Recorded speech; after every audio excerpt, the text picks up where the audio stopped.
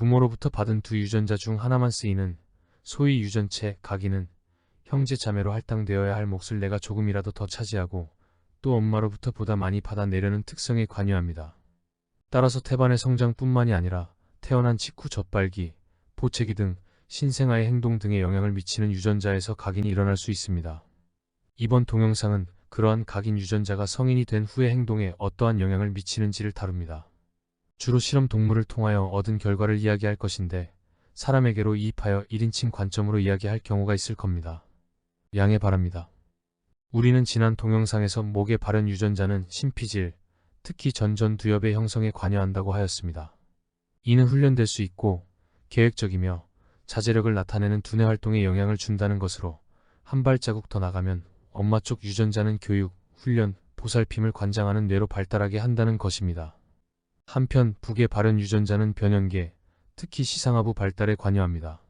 이는 먹고 생식하고 위험에 대처하는 두뇌 활동에 영향을 준다는 것입니다. 따라서 아빠 쪽 유전자는 성장과 발달, 본능적 행동을 관장하는 것이죠. 결국 엄마 쪽 유전자는 자식에게 이성을 호소하고 아빠 쪽 유전자는 너의 본능에 충실하라 한다는 말인데 과연 그러한지 또 어떻게 이를 알게 되었는지 지금부터 살펴보죠. 유전체 각인이 태아의 정상 발달, 특히 뇌발달에 지극히 중요하다는 연구 결과가 1996년 발표됩니다. 케임브리지 대학의 캐번 교수 연구팀은 엄마 아빠의 유전자가 태아의 뇌발달에 너무나도 다르게 영향을 준다는 사실을 아주 독특한 방법으로 알아냅니다. 캐번 교수팀은 여러 조작을 거쳐 엄마 생쥐의 유전자 세트로만 구성된 EN 상태의 처녀 배아와 아빠 생쥐의 유전체로만 구성된 EN 상태의 총각 배아를 만들어냅니다. 이들 배아를 대리모에 이식하면 발달 과정을 조금 밟다가 죽습니다. 각인 유전자 중 한쪽의 기여가 2배로 늘어나거나 상대 쪽의 기여가 없어지는 등 배아 발달 과정에서 발현에 혼란이 생기기 때문이죠. 이때 트릭이 들어갑니다. 정상적으로 수정된 배아를 만듭니다. 그리고 처녀 배아 발달 초기 세포를 꺼내서 정상 배아 포배기 세포 옆에 나란히 놓아 혼성 배아 즉 처녀 지지 키메라를 만드는 것이죠. 마찬가지 방법으로 총각 에이지 키메라를 만듭니다. 이들 키메라 배아들은 대리모 자궁에서 발달을 마치고 바깥 세상으로 나와 어느 정도까지는 잘 살아갑니다. 예측할 수 있는 바대로 처녀 지지 키메라는 총각 에이지 키메라에 비해 작은 몸집을 가지고 태어납니다. 엄마 쪽은 성장 제어, 아빠 쪽은 성장 도모 파라다임이 적용된 것이죠. 그런데 뇌 발달과 관련하여 반대로 나타났는데 처녀 키메라는 총각 키메라에 비해 큰 뇌를 가지고 태어났습니다. 뇌 영역을 보면 엄마 쪽 각인 유전자들이 집중된 처녀 지지 세포들은 전두엽 포함된 뇌 피질에 주로 자리잡고 있었습니다. 한편 아빠 쪽 각인 유전자들이 집중되어 있는 총각 에이지 세포들은 시각 정보 처리 영역을 포함하는 시상하부를 차지하고 있었으며 다른 영역의 발달을 방해했습니다. 이 기가 막힌 실험 결과는 엄마의 입장을 대변하는 유전자들의 활동이 우세할 경우에는 생각하고 감정을 자제하는 전두엽이 발달하고 아빠 쪽 입장을 대변하는 유전자가 우세할 경우 본능과 관련된 시상하부 발달이 촉진된다는 강력한 증거입니다. 어때요? 이 실험 결과 놀랍지 않나요? 캐번 박사의 연구 이후 각인 유전자들이 태아기, 영유아기, 성인이 된 후에 뇌의 발달과 기능에 어떻게 영향을 주느냐에 대한 연구가 급속으로 진행됩니다. 이 그래프는 각인 유전자들의 발견 속도를 보여줍니다. 2015년까지 생쥐 작은 뇌에서 엄마 아빠별 발현 차이를 보이는 유전자는 200개 정도에 이르며 이들은 전체 각인 유전자를 대표합니다. 이들 중 단백질을 코드하는 유전자도 있고 비아무와 RNA를 코드하는 유전자도 있습니다. 2014년 이후 각인 유전자를 정의하는 기준이 느슨해져 그 수가 급격히 늘어났습니다. 이는 mRNA의 발현량이 한쪽으로 60% 이상 치우친 경우를 포함시켰기 때문입니다. 즉, 각인 유전자의 정의도 오롯이 한쪽만 발현되는 모노얼릴릭 유전자 이외에 80%에서 60% 정도 한쪽으로 기울어지게 발현되는 유전자도 포함합니다. 각인 유전자는 조직 부위에 따라 아빠 쪽, 엄마 쪽이 바뀔 수도 있습니다. 예를 들면 IGF2는 태아의 태반에서는 아빠 쪽 이익을 대변하는 유전자이지만 성체의 두뇌, 특히 해마에서는 엄마 쪽 이익을 대변하는 유전자입니다. 자, 지금부터 각인 유전자가 동물의 뇌발달과 뇌활성에 어떠한 영향을 주는가를 알아보겠습니다. 2015년도 리뷰 논문에서 가져온 그림을 가지고 설명하겠습니다. 갓 태어난 생쥐의 습성과 활동량, 그리고 대사 활성을 조절하는 각인 유전자들을 여기 나타냈습니다. 빨간색은 엄마 이익을 대변하는 유전자이고 파란색은 아빠의 이익을 대변하는 유전자를 나타냅니다.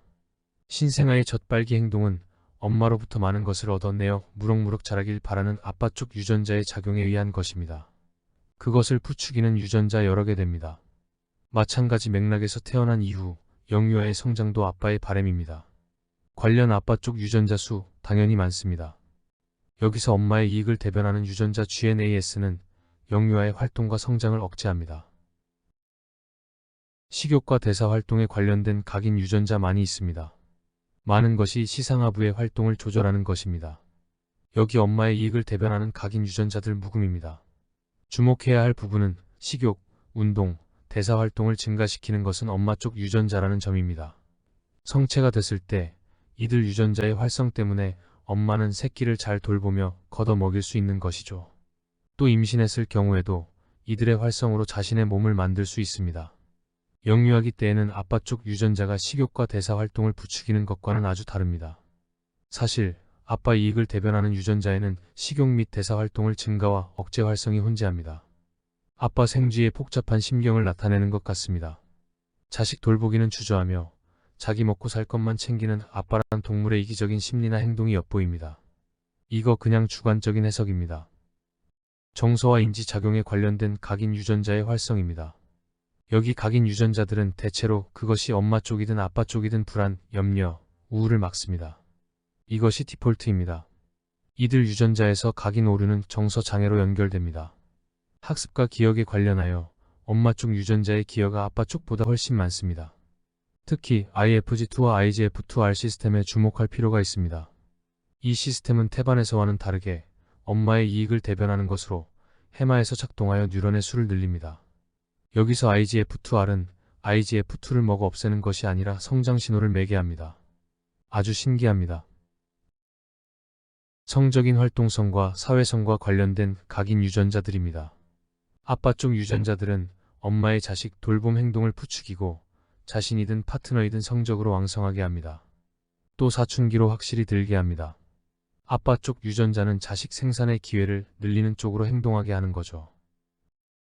사회적 상호작용과 관련하여 아빠 쪽 유전자는 사회적 계급을 인식하게 하여 행동하게 합니다. 예를 들어 우두머리 수컷에게 복종 제스처를 취하는 행동이 포함됩니다. 이들 유전자의 각인 오류는 수컷 생쥐를 사납게 만들기도 합니다. 이는 자신의 계급과 상관없이 아무에게 덤벼들어 조직의 안정성을 해치는 행동입니다. 사회관계망을 구축하는 데 관련된 각인 유전자에 대한 연구들이 활발히 진행되고 있습니다. 영유아일 때 아빠의 이해관계는 성인이 되었을 때 달라집니다. 태아 때 혹은 영유아기의 성장을 주도했던 아빠 쪽 유전자는 자식이 다 컸을 때 관심을 끕니다. 대신 엄마 쪽 이익을 대변하는 유전자가 자신의 성장과 대사 활동을 관리합니다. 임신 엄마로서 또 자식을 돌봐야 하는 엄마로서 영양 섭취와 활동량 증가는 당연합니다. 태아 성장을 주도했던 아빠 쪽 IGF2의 기능이 역전되어 성체에서는 엄마 쪽 IGF2가 학습과 기억을 담당한다는 점이 흥미롭습니다. 인지작용 향상은 엄마 유전자의 바람입니다. 사회성과 관련하여 아빠 쪽 유전자의 각인 오류는 조직 사회의 부적응을 유발할 수 있음을 제시합니다. 이를 사람으로 이행하는 데에는 아주 조심스러운 접근이 필요합니다. 사람의 경우에는 사회성과 관련된 엄마 아빠 쪽 유전자의 네트워크가 심층적이며 복잡합니다. 우리는 다음 질문으로 넘어갑니다. 각인 유전자가 사람의 뇌발달과 뇌활성에 영향을 주는 예는 있는가? 유전체 각인 오류에 의해 나타나는 증후군이 있습니다. 이 증후군에 정신질환이 포함됩니다. 유전학의 하드코어로 상당히 복잡하지만 유전체 각인이라는 견지만 따라가 보면 이해 못할 거 없습니다. 쉽게 풀어가도록 힘써 보겠습니다. 이 그림은 염색체 15번, 그중 파란색 아빠에서 온 염색체에 큰 결손이 있지만 엄마에서 온 빨간색 염색체에는 없습니다. 옆에 UPD는 15번 염색체가 두 개 모두 빨간색 엄마에서 왔습니다.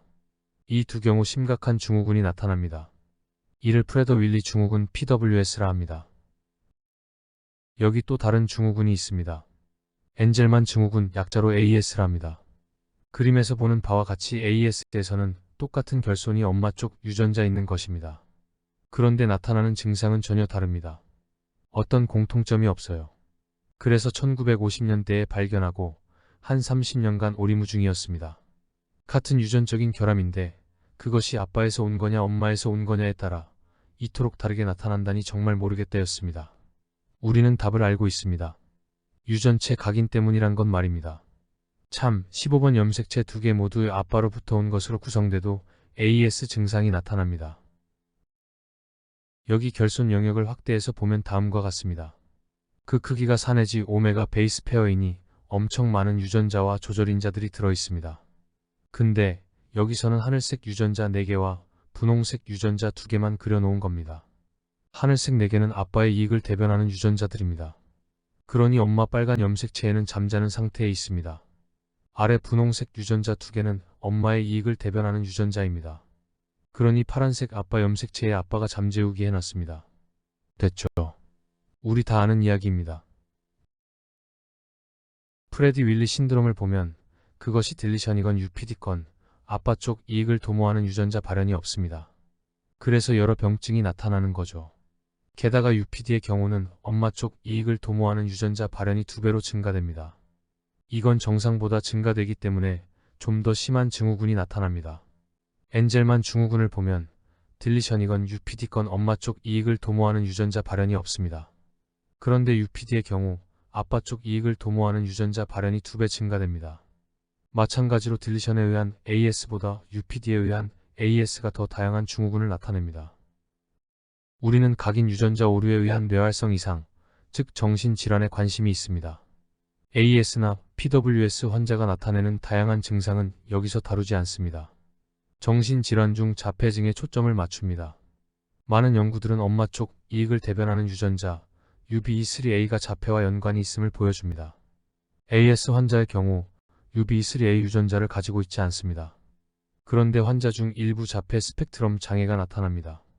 이는 UBE3A와 상관없이 아빠 쪽 유전자가 우세하기 때문에 나타나는 것으로 추정합니다. PWS 환자에서 딜리션의 경우는 엄마 쪽 유전자 1개가 정상 발현됩니다. 따라서 자폐증이 나타나는 빈도는 적습니다. 그런데 UBE3A 2카피를 가진 UPD의 경우 반복 행동, 사회성 결여 등 전형적인 자폐 증상이 나타납니다. 최근 조현병 환자의 염색체를 분석하는 가운데 AS나 PWS 딜리션 환자에서 보이는 영역이 중복되어 있다는 사실을 알게 됩니다. 즉, 이 환자의 경우는 잉여 유전체 영역을 가지고 있는 것이죠. 이들은 자폐증을 제외하고는 AS나 PWS 환자에서 보이는 증세 없습니다. 유전체 중복은 엄마 염색체 15번에서 일어났습니다. 따라서 UBE3A 2개를 가집니다. 같은 UBE3A 2카피라도 이 염색체 부분 중복의 경우는 PWS보다 심한 정신질환 증세를 보입니다. 조현증은 물론 자폐 증상도 나타납니다. 이로써 유전체 각인 오류는 정신질환을 유도한다는 사실이 확실히 증명됩니다. AS나 PWS 아기에서 나타나는 증상이 흥미로워 소개합니다. 아빠 쪽 각인 유전자의 기세가 강한 AS 아기는 엄마 젖에 대한 집착이 강하고 자주 울며 하이퍼라 잠도 잘 자지 않습니다. 참을성이 없으며 많은 것을 요구합니다. 작은 뇌를 가지고 태어납니다. 어때요? 동물 실험에서 나타나는 전형적인 아빠 쪽 이익을 추구하는, 즉 아빠 각인 유전자의 지나친 활성 때문이라 해도 무방합니다. AS 아기는 자폐증으로 진행될 확률이 높다는 역학 증거가 있습니다. 한편 엄마 쪽 각인 유전자의 활동이 지배적인 PWS 아기는 젖을 빠는 힘이 없어 엄마 젖을 잘 먹지 못합니다.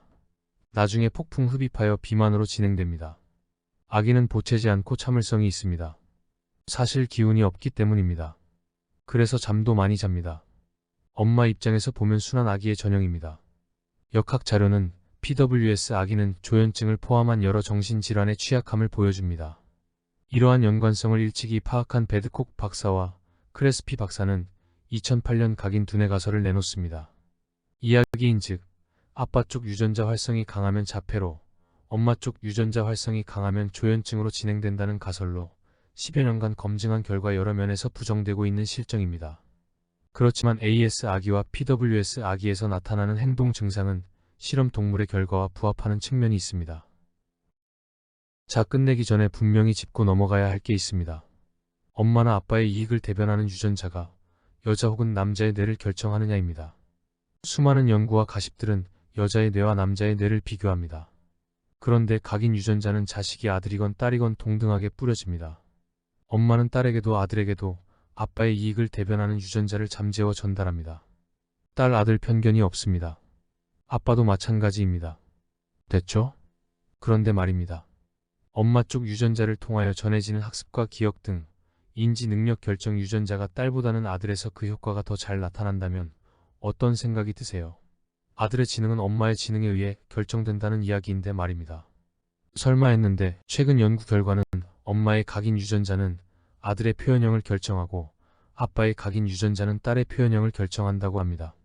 시청해주셔서 감사합니다.